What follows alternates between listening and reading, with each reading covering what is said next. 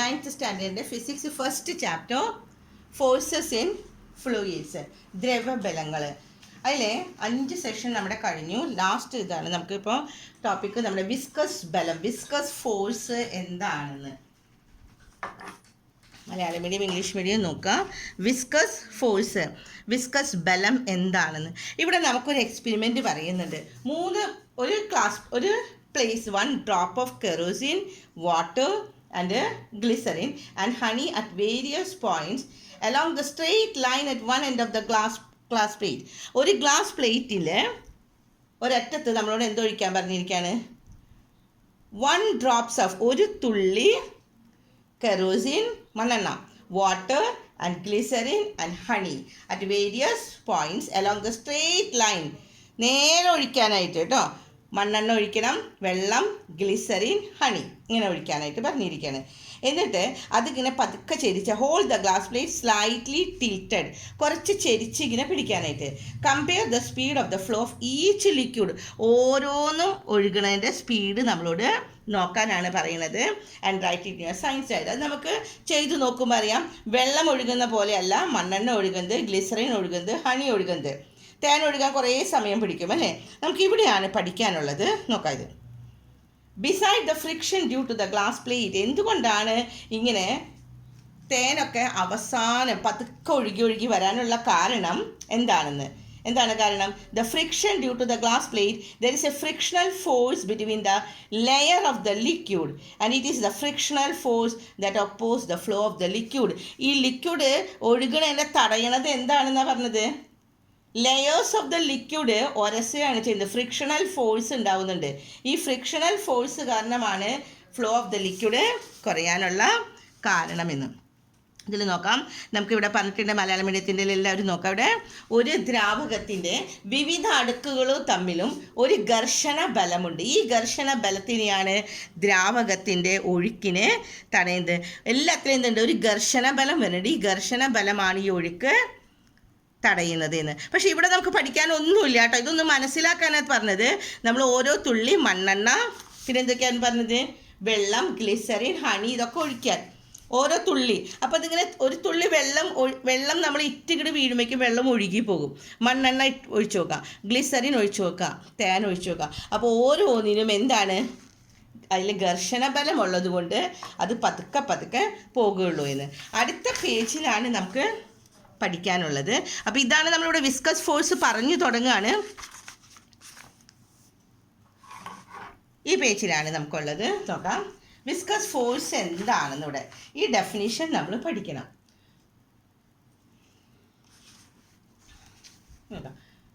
Between the layers of the liquid in motion, there is a frictional force parallel to the layers which try to prevent the relative motion between the layers, and this frictional force is the viscous force.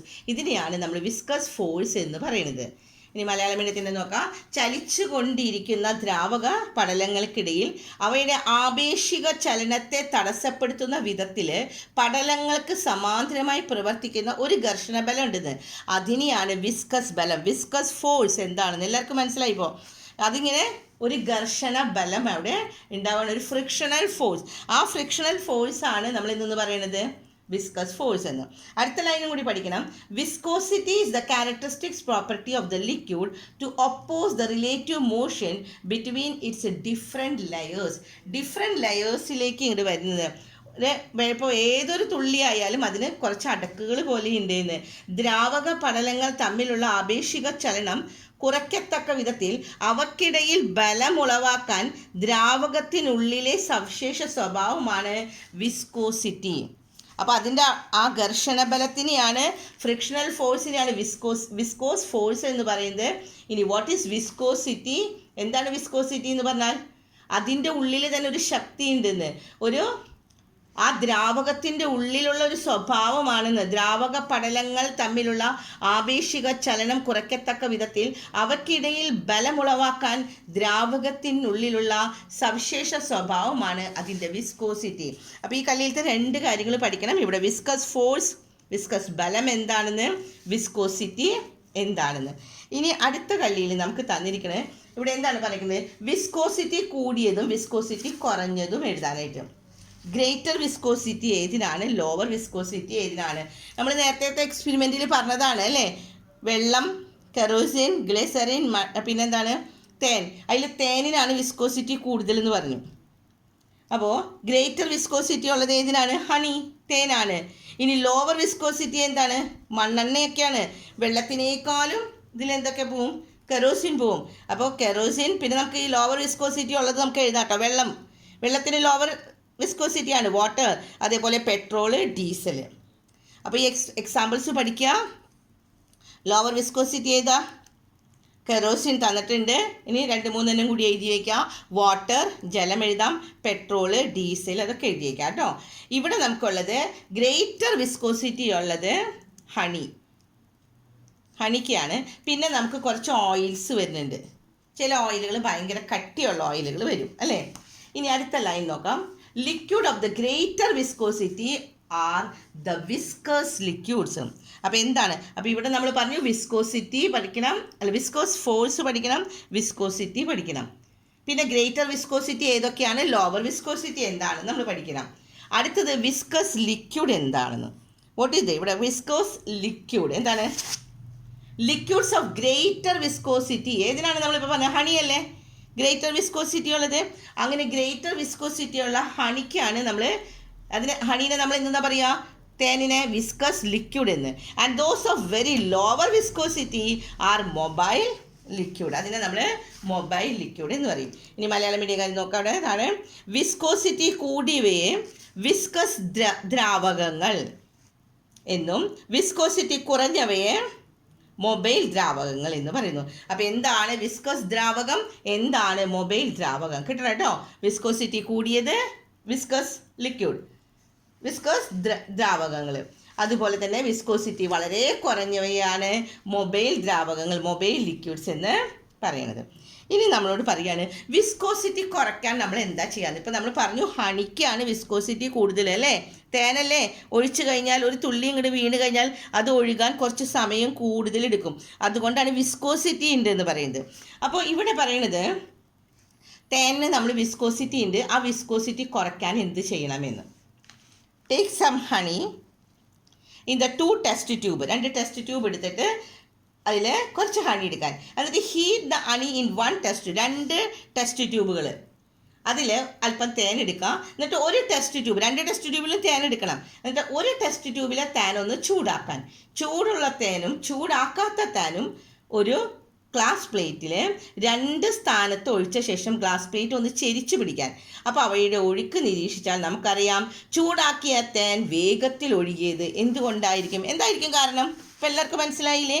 എന്താ കാരണം? നിങ്ങളെന്നെ ഒന്ന് പറഞ്ഞു നോക്കുക. എന്താണ്? Viscosity കുറഞ്ഞു. Viscosity കൂടിയതുകൊണ്ട് തേൻ ഒഴുകണില്ല. അപ്പം നമ്മൾ എന്താ ചെയ്യേണ്ടതെന്ന് അറിയോ? തേനിൻ്റെ വിസ്കോസിറ്റി, വേറൊരു ക്വസ്റ്റ്യൻ ആയിട്ട് ഇങ്ങനെ വരാം, തേനിൻ്റെ വിസ്കോസിറ്റി കുറയ്ക്കാൻ എന്താ ചെയ്യേണ്ടതെന്ന് ചെയ്താൽ മതി. We want to give some heat കൊടുത്താൽ പോലെ ഒന്ന് ചൂടാക്കിയാൽ മതി. അപ്പോൾ take some honey in the 2 tubes. Heat the honey in one of the test tube, then pour both at the 2 different points on a glass plate. Tilt the glass, tilt ചെയ്യണം, ഒന്ന് ചെരിച്ച് പിടിക്കാൻ ആ ഗ്ലാസ് പ്ലേറ്റിനെ. And observe the flow of the honey. അപ്പോൾ നമുക്കറിയാം why does the hot honey flow fast? എൻ്റെ ഉത്തരം നമുക്കറിയാം. എന്താ? ബിക്കോസ് ദ വിസ്കോസിറ്റി റെഡ്യൂസ് ചെയ്തു. And what is your reference? എന്താണ് നമുക്ക് അപ്പോൾ ഈ എക്സ്പെരിമെൻ്റ് ചെയ്ത് നമുക്ക് എന്താ മനസ്സിലായ? എന്താണ് നമ്മുടെ എക്സ്പെരിമെൻറ്റ്? ഒരു പാത്രം, രണ്ട് ടെസ്റ്റ് ട്യൂബ്, രണ്ടിലും തേൻ തന്നെ എടുക്കുക, പക്ഷെ ഒന്നിലെ തേൻ ചൂടാക്കി, അപ്പോൾ വിസ്കോസിറ്റി കുറഞ്ഞു, അപ്പോൾ അത് പെട്ടെന്ന് ഒഴുകി എന്ന്. ഇനി അതിൻ്റെ എന്താണ് നമുക്ക് കിട്ടിയ ഇൻഫറൻസ്? നമ്മൾ അതിന് എന്താണ് ഒരു ഇൻഫറൻസ് എന്ന് പറഞ്ഞാൽ നിഗമനം. എന്ത് നിഗമനത്തിലേക്ക് എത്തിയ? അതാണ് ഇവിടെ ഈ കള്ളിയിൽ തന്നിട്ടുണ്ട്. വെൻ ദ ടെമ്പറേച്ചർ ഇൻക്രീസ്, ചൂടാക്കിയപ്പോഴല്ലേ വന്നത്. അപ്പോൾ ടെമ്പറേച്ചർ ഇൻക്രീസ് ചെയ്താൽ viscosity of the liquid decreases. താപനില വർദ്ധിപ്പിക്കുമ്പോൾ ദ്രാവകത്തിൻ്റെ വിസ്കോസിറ്റി കുറയുന്നു. അപ്പം നമുക്ക് പഠിക്കാൻ ഇവിടെ ഉള്ളത് എന്തൊക്കെയാണ്? വിസ്കോസിറ്റി എന്താണെന്ന് പറഞ്ഞു, വിസ്കസ് ഫോഴ്സ് എന്താണെന്ന് നമ്മൾ പറഞ്ഞു, പിന്നെ എന്താണ് ഗ്രേറ്റർ വിസ്കോസിറ്റി ഉള്ളതും ലോവർ വിസ്കോസിറ്റി ഉള്ളതും, പിന്നെ വിസ്കസ് ലിക്വിഡ്, ഗ്രേറ്റർ വിസ്കോസിറ്റി, കൂടുതൽ വിസ്കോസിറ്റി ഉള്ളത് വിസ്കസ് ലിക്വിഡ് എന്നും കുറവ് വിസ്കോസിറ്റി ഉള്ളത് മൊബൈൽ ലിക്വിഡ്സ്, മൊബൈൽ ദ്രാവകങ്ങൾ എന്നും പറയുന്നു. അടുത്തൊരു എക്സ്പെരിമെൻറ്റിൽ നമുക്ക് മനസ്സിലായി ടെമ്പറേച്ചർ ഇൻക്രീസ് കഴിഞ്ഞാൽ വിസ്കോസിറ്റി കുറയുമെന്ന്. താപനില വർദ്ധിച്ചാൽ വിസ്കോസിറ്റി കുറയുന്നു എന്ന്. അതാണ് നമ്മളിപ്പോൾ വേറൊരു എക്സാമ്പിളും കൂടി പറയുകയാണ് കേട്ടോ. നമ്മളൊരാൾക്ക് ഒരു ഷോക്ക് ഏൽക്കുകയാണെന്നൊക്കെ, കറണ്ടിൽ നിന്ന് നമുക്ക് വൈദ്യുതാഘാതം ഏൽക്കുമ്പോൾ ഒരാളുടെ ശരീരത്തിൻ്റെ താപനില പെട്ടെന്ന് കുറയുകയാണ് ചെയ്യുന്നത്. അപ്പോൾ രക്തത്തിൻ്റെ വിസ്കോസിറ്റി കൂടും. താപനില ശരീരത്തിൽ പെട്ടെന്ന് താപനില കുറയുന്ന സമയത്ത് വിസ്കോസിറ്റി കൂടും. അപ്പോൾ രക്തക്കുഴലിൽ രക്തം എളുപ്പത്തിൽ ഒഴുകാൻ സാധിക്കാതെ രക്തം അങ്ങോട്ട് ഒഴുകാൻ പറ്റാണ്ടാവും. വിസ്കോസിറ്റി കൂടുമ്പോൾ ഒഴുകില്ല. അപ്പോൾ ഹൃദയാഘാതം ഉണ്ടാകുന്നത് കാരണം രക്തം കട്ട പിടിക്കാൻ തുടങ്ങും. ശരീരത്തെ അതുകൊണ്ടാണ് നമ്മൾ ഷോക്ക് അടിച്ചു കഴിഞ്ഞ് നിലത്താൾ വീഴുമ്പോൾ നമ്മൾ എന്താ ചെയ്യുക, തിരുമ്പി ശരീരത്തിനെ ചൂടാക്കുകയാണ് ചെയ്യുന്നത്. ചൂടാക്കുമ്പോൾ വിസ്കോസിറ്റി കുറയും, സാധാരണ നിലയിലാവും. അപ്പോൾ താപനില അപകടനില തരണം ചെയ്യും. അയാൾ എന്താ ചെയ്യണത്, അപകടനില തരണം ചെയ്യാൻ സാധിക്കുന്നു. അപ്പോൾ ഇവിടെ മനസ്സിലായില്ലേ, കറണ്ട് പിടിച്ചു കഴിഞ്ഞാൽ, ഷോക്ക് അടിച്ചു കഴിഞ്ഞാൽ, വൈദ്യുതാഘാതം ഏറ്റു കഴിഞ്ഞാൽ ശരീരം തണുക്കുകയാണ് ചെയ്യുന്നത്, താപം കുറയും. ശരീരം തണുക്കണ സമയത്ത് വിസ്കോസിറ്റി കൂടും. വിസ്കോസിറ്റി കൂടിയാൽ ബ്ലഡിൻ്റെ ഒഴുക്ക് കുറയുമ്പോൾ എന്ത് സംഭവിക്കും, ഹാർട്ട് അറ്റാക്ക് വരും, ഹൃദയാഘാതം വരികയാണ് എന്ന്. അപ്പോൾ നമ്മൾ അതിൻ്റെ പ്രതിവിധി നമ്മൾ എന്താ ചെയ്യേണ്ടത്, വൈദ്യുതാഘാതം ഏറ്റു കഴിഞ്ഞാൽ, ഷോക്ക് അടിച്ചു കഴിഞ്ഞാൽ ബോഡി ടെമ്പറേച്ചർ പെട്ടെന്ന് ചെയ്യുന്ന സമയത്ത് നമ്മൾ എന്ത് ചെയ്യണം, ഇലക്ട്രിക് ഷോക്ക് കിട്ടുന്ന സമയത്ത് നല്ലോണം തിരുമ്പണം എന്ന്. കിട്ടിയോ? ഇനി ഇവിടെ ഒന്ന് വായിച്ചു നോക്കാം കേട്ടോ. The body temperature of a person who gets the electric shock falls suddenly. As a result, the viscosity of the blood increase ചെയ്യും, causing hindrance to the flow of blood. തടസ്സം ഉണ്ടാവാണ്, എന്തിൻ്റെ, ബ്ലഡ് ഫ്ലോ ചെയ്യുന്നത് തടയും. Resulting in the heart attack, അത് heart അറ്റാക്കിന് കാരണമാകും. When massage, അപ്പോൾ നമ്മൾ എന്ത് ചെയ്യണം, ഹാർട്ട് അറ്റാക്ക് ഇല്ലാതാകാനായിട്ട് നമ്മൾ മസാജ് ചെയ്യുക. മസാജ് ചെയ്യുന്ന സമയത്ത് the body become warm and the viscosity of the blood reverse to the normal ലെവലിലേക്ക്. The person thus overcomes the dangerous situation. അങ്ങനെ ഡേഞ്ചറസ് സിറ്റുവേഷൻ മാറും. അപ്പോൾ നമ്മുടെ പാഠം ഇവിടെ അവസാനിക്കുകയാണ്. ഈ പേജിൽ ഇന്നത്തെ ക്ലാസ്സിൽ നമുക്ക് പഠിക്കാനുള്ളത് ഇത്രയേ ഉള്ളൂ. നമ്മൾ വിസ്കസ് ഫോഴ്സ് ആണ് തുടങ്ങിയത്. അതിൽ കഴിഞ്ഞ പേജിൽ നമുക്ക് ഒന്നും പഠിക്കാനില്ല, കുറച്ച് എക്സ്പെരിമെൻറ്റ്സ് കാണിച്ചു തരാണ്. നമ്മൾ എന്തൊക്കെ ഒഴിച്ചു, കെറോസിൻ, വാട്ടർ, ദെൻ ഗ്ലിസറിൻ, ഹണിയൊക്കെ നമ്മൾ ഒഴിച്ചു നോക്കി അല്ലേ. അപ്പോൾ അതിൽ നിന്ന് നമ്മളൊരു കൺക്ലൂഷനിലേക്ക് എത്തി, വിസ്കോസിറ്റി എന്താണ് ആൻഡ് വിസ്കസ് ഫോഴ്സ് എന്താണെന്ന്. ഇവിടെ ഇത് പഠിക്കണം കേട്ടോ. വിസ്കോസിറ്റി, വിസ്കസ് ബലം എന്താണ്, വിസ്കോസിറ്റി എന്താണെന്ന് പഠിക്കാം. അത് കഴിഞ്ഞാൽ ഇത് രണ്ടും പഠിക്കണം കേട്ടോ. ഗ്രേറ്റർ വിസ്കോസിറ്റിയും ലോവർ വിസ്കോസിറ്റിയും. വിസ്കോസിറ്റി കൂടുതൽ ഏതിനാണ്, വിസ്കോസിറ്റി കുറവ് ഏതിനാണ് എന്ന്. പിന്നെ 2 ക്വസ്റ്റ്യൻ ഇവിടെ ഉള്ളത്, വിസ്കസ് ലിക്വിഡ്, വിസ്കസ് ദ്രാവകവും മൊബൈൽ ലിക്വിഡ്, മൊബൈൽ ദ്രാവകവും എന്താണെന്ന് പഠിക്കണം. അത് കഴിഞ്ഞാൽ വീണ്ടും നമ്മൾ 2 എക്സ്പെരിമെൻറ്റ്സ് ഇവിടെ പറയുന്നുണ്ട് കേട്ടോ. ബോഡി ടെമ്പറേച്ചർ, ഷോക്ക് അടിച്ചു കഴിഞ്ഞാൽ ബോഡി ടെമ്പറേച്ചർ കുറയുമ്പോൾ ടെമ്പറേച്ചർ കൂട്ടാനായിട്ട് നമ്മൾ തിരുമ്പി കൊടുത്താൽ മതി. നന്നായിട്ട് ശരീരം തിരുമ്പി കഴിഞ്ഞാൽ ശരീരം ചൂടാവും, അങ്ങനെ ബ്ലഡ് ഫ്ലോ ചെയ്യാൻ തുടങ്ങും, അപ്പോൾ രക്ഷപ്പെടാൻ പറ്റും അല്ലേ. അതുപോലെ തന്നെയാണ് ഇവിടെ ഒരു എക്സാമ്പിൾ പറഞ്ഞത്. 2 ടെസ്റ്റ് ട്യൂബ് എടുത്ത് 2ലും ഹണി എടുക്കുക. ആൻഡ് ബോത്ത് ദ ഹണിയിൽ 1 ട്യൂബിലുള്ള honey we want to heat ചെയ്യാം. Then heat the honey of the 1 test tube. Then we can find that എന്താണ്, ഹീറ്റ് കൊടുക്കുമ്പോൾ എന്ത് സംഭവിക്കും, ടെമ്പറേച്ചർ ഇൻക്രീസ് ചെയ്താൽ viscosity of the liquid decreases. ഇത്രയുമാണ് നമുക്ക് ഈ പാഠത്തിൽ പഠിക്കാനുള്ളത്. ഇനി നമുക്കിതിലെ ലെറ്റസ് ആക്സസിലെ കുറച്ച് പ്രോബ്ലംസ് ചെയ്യാനുണ്ട്, അത് നമുക്ക് ചെയ്യണം കേട്ടോ. ഫസ്റ്റ് ക്വസ്റ്റ്യൻ നോക്കാം. എളുപ്പമാണ്, പക്ഷേ ഇതിലെല്ലാം ഇമ്പോർട്ടൻ്റ് ആണ്. അതുകൊണ്ട് ഈ ലെറ്റസ് ആക്സസിൽ എത്ര ഉണ്ട്, 8 ക്വസ്റ്റ്യനും നമുക്ക് ചെയ്യണം. അപ്പോൾ ഫസ്റ്റ് ക്വസ്റ്റ്യൻ നോക്കാം. The weight of a piece of the stone in the air is 120 N. N means എന്താ, ന്യൂട്ടൺ. നമ്മൾ ഫോഴ്സ് നമ്മൾ എപ്പോഴും ന്യൂട്ടൺ അല്ലേ.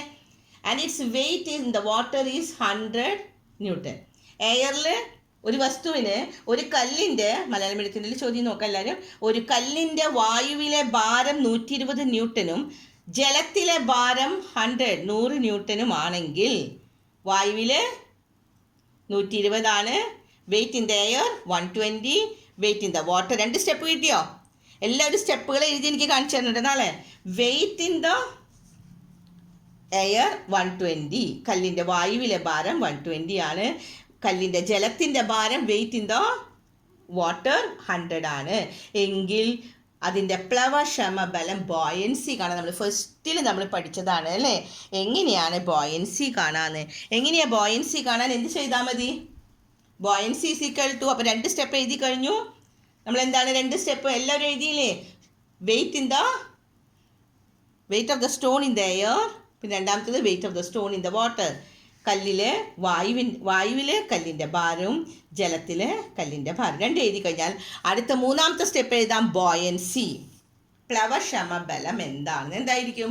120 newton minus 100.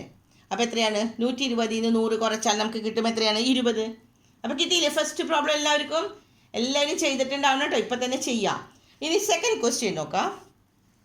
A body which floated in the water, വെള്ളത്തിൽ ഇങ്ങനെ പൊന്തി കിടക്കുകയാണ്. ജലത്തിൽ പൊങ്ങിക്കിടക്കുന്ന ഒരു വസ്തുവിനെ മണ്ണെണ്ണയിൽ ഇട്ടപ്പോൾ താഴ്ന്നു പോവും. ജലത്തിൽ അത് പൊങ്ങിക്കിടക്കും, പക്ഷെ മണ്ണെണ്ണയിൽ അത് താഴ്ന്നു പോയി. അത് എന്തുകൊണ്ടായിരിക്കും? വെള്ളത്തിൽ പൊങ്ങി കിടക്കണം. അപ്പം എന്താ കാരണം? Density of the body. ഉത്തരം എഴുതിയേക്കുക. എന്താ കാരണം? ബോഡിയുടെ ഡെൻസിറ്റി ലെസ്സർ ദാൻ വാട്ടറിനേക്കാളും ജലത്തിനേക്കാളും സാന്ദ്രത കൂടുതലായതുകൊണ്ടാണ് അത് പൊന്തി കിടന്നത്. അതേസമയം കെറോസിനേക്കാളും എന്താണ്? ഡെൻസിറ്റി ഓഫ് ദ ബോഡി എന്താണ്? ലെസ് ദാൻ ദ വാട്ടർ, വെള്ളത്തിനേക്കാളും കുറവ്. വെള്ളത്തിന് ഡെൻസിറ്റി കൂടുതൽ, അപ്പോൾ അത് പൊന്തി കിടക്കുന്നത്. മണ്ണെണ്ണയിൽ എന്താ സംഭവിക്കുന്നത്? Density of the body higher ആണ്, കൂടുതലാണ്. അപ്പോൾ അതിൻ്റെ ഡെൻസിറ്റി കൂടുമ്പോൾ അത് താഴേക്ക് ഇങ്ങോട്ട് പോരില്ലേ? മണ്ണെണ്ണയിൽ താഴെ വന്ന് കിടക്കും. അതേസമയം വാട്ടറിനേക്കാളും കൂടുതൽ എന്തിനു വരാണ്? വാട്ടറിനേക്കാളും കുറവ് വരുന്ന സമയത്ത് അത് പൊന്തി കിടക്കും. മണ്ണെണ്ണേക്കാളും കൂടുതലാണ്, അതുകൊണ്ട് അത് താന്ന് പോയതെന്ന്. Then the third question. ഒരു വസ്തുവിൽ വ്യത്യസ്ത ദ്രാവകങ്ങൾ വെച്ചിരിക്കുന്ന ചിത്രങ്ങൾ നോക്കാം. 2 പാത്രം, ഇതിൽ ഇവിടെ ഒരെണ്ണത്തിൽ മുകളിലാണ് കിടക്കണേ, ഒരെണ്ണത്തിൽ താഴെ കിടക്കണം. ഇനി എന്താ ചോദ്യം നോക്കാം. ചിത്രത്തിലെ ദ്രാവകം AB എന്നിവയിൽ ഓരോന്നിലും വസ്തുവിൽ പ്രയോഗിക്കപ്പെടുന്ന ഗുരുത്വാകർഷണ ബലവും പ്ലവക്ഷമ ബലവും താരതമ്യപ്പെടുത്താൻ. 2ലും നോക്കിയേ. ഗ്രാവിറ്റേഷണൽ ഫോഴ്സ് ഇവിടെ കുറവാണ്, അല്ലെങ്കിൽ താഴെ. ഗ്രാവിറ്റേഷണൽ ഫോഴ്സ് ഗുരുത്വാകർഷണം ഉണ്ടെങ്കിൽ താഴേക്ക് ഇങ്ങോട്ട് വരികയല്ലേ ചെയ്യുന്നത് അല്ലേ? ഇനി അടുത്തെന്താ പറഞ്ഞിരിക്കുന്നത്? ആൻഡ് ദ ബോയൻസി ഏതിലാണ് കൂടുതൽ? ഇവിടെയാണ് ബോയൻസി കൂടുതൽ. കാരണം അടിയിൽ നിന്ന് പ്രഷർ ഉള്ളതുകൊണ്ടല്ലേ പൊന്തിരിക്കണത്. ഇവിടെ ബോയൻസി കുറവാണ്, പ്ലവക്ഷമ ബലം ലെസ്സാണ്, കുറവാണെന്ന്. എയിൽ ബോയൻസി കൂടുതൽ, ബിയിൽ ബോയൻസി കുറവാണ് എന്ന്. ഇനി രണ്ടാമത്തെ ക്വസ്റ്റ്യൻ ആണ്. ബി നോക്കാം. Among A and B which is the liquid whose density is greater than the object? ഒബ്ജക്റ്റിനേക്കാളും ഡെൻസിറ്റി കൂടുതൽ ഏതിനാണെന്ന്. ഇവിടെ ബോയൻസി നമ്മൾ പറഞ്ഞു കൂടുതൽ. ബോയൻസി കൂടുന്നത് എപ്പോഴാ? നമ്മൾ ഡെൻസിറ്റിയും ബോയൻസിയും തമ്മിലൊരു കമ്പാരിസൺ പഠിച്ചിരുന്നു ഇല്ലേ? എന്താണ് കമ്പാരിസൺ പറഞ്ഞത്? ബോയൻസി കൂടുന്നത് എവിടെയാ? ഇതിൽ ബോയൻസി കൂടുതൽ, അപ്പോൾ ഇവിടെയല്ലേ ഡെൻസിറ്റി കൂടുതലുണ്ടാവുക. ഇവിടെ ബോയൻസി കുറവാണ്, അപ്പോൾ ഡെൻസിറ്റി കുറവ് ഇവിടെയാണ് എന്ന്.